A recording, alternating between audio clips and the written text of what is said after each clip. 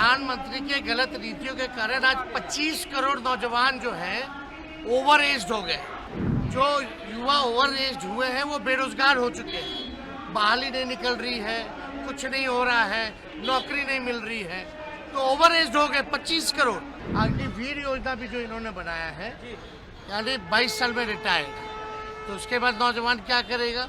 जब 22 साल में इन लोगों को रिटायर कर रहे हैं, 25 करोड़ को ओवर एज कर रहे हैं, तो खुद 74-75 साल के हो गए, तो मुझे विश्वास है अपनी बनाई हुई नीति में ये मार्गदर्शक मंडली में बैठे। आपने कहा था कि हम जॉब शो देंगे, लेकिन गिरिराज सिंह ने कहा है कि आप लोग अपराह्न शो कर सकते हैं, जंगल राज शो कर सकते हैं। झूठा का सरदार बोला है आपको। देखिए, बेकार की बातों का,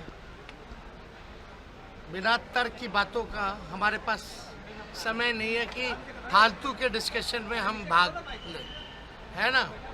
कोई गंभीरता है नहीं, कुछ भी मुंह में आया बोल देना है ना?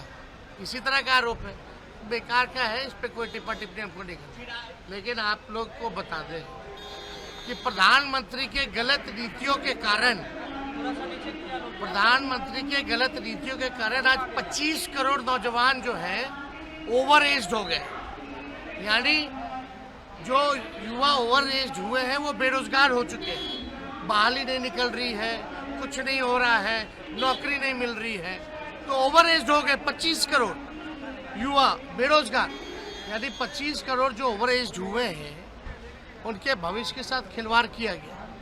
और 25 करोड़ जो संख्या है वो मामूली संख्या नहीं है।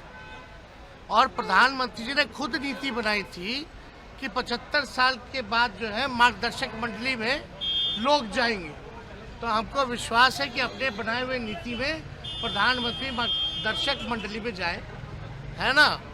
और दूसरी बात, अग्निवीर योजना भी जो इन्होंने बनाया है, यानी 22 साल में रिटायर्ड, तो उसके बाद नौजवान क्या करेगा? तो इसलिए ये गंभीर मसला है। और जब 22 साल में इन लोगों को रिटायर कर रहे हैं, 25 करोड़ को ओवर एज कर रहे हैं, तो खुद 74-75 साल के हो गए, तो मुझे विश्वास है अपनी बनाई हुई नीति में ये मार्गदर्शक मंडली में बैठे।